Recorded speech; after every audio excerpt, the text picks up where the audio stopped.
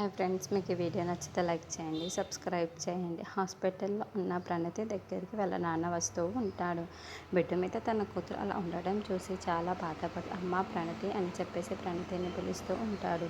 ఏంటమ్మా ఇదంతా అని చెప్పేసి అంటూ ఉంటాడు. ఆ మాటలు వినగానే అక్కడున్న ప్రణతి మాత్రం నేను చేసిన తప్పుకి ప్రతిఫలం నాన్న ఇదంతా అని చెప్పేసి అంటూ ఉంటుంది. ఆ మాటలు వినగానే అక్కడున్న వాళ్ళ నాన్న అయితే ఒక్కసారిగా షాక్ అయిపోతూ ఉంటాడు.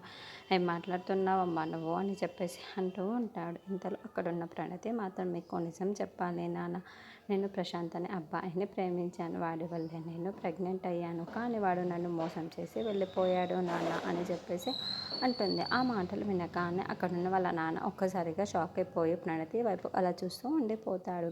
ఇంతలో అక్కడున్న ప్రణతి మాత్రం అవన్నీ తప్పును కానీ భరత్ తప్పు కానీ ఇందులో ఏమీ లేదు నాన్న, నేను ప్రేమించిన వాడి చేతుల్లోనే మోసపోయాను. అందుకే నాకు ఇలా జరుగుతుంది ఇప్పుడు అని చెప్పేసి అంటుంది. ఆ మాటలు వినగానే అక్కడున్న వాళ్ళ నాన్న ఒక్కసారిగా షాక్ అయిపోయి ప్రణతి వైపు అలా చూస్తూ ఉండిపోతాడు.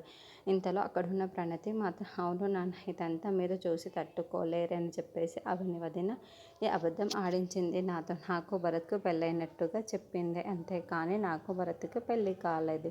నేను ప్రేమించిన వాడి చేతుల్లోనే మోసపోయి ఇలా ఉన్నాను ఇప్పుడు అని చెప్పేసి అంటుంది.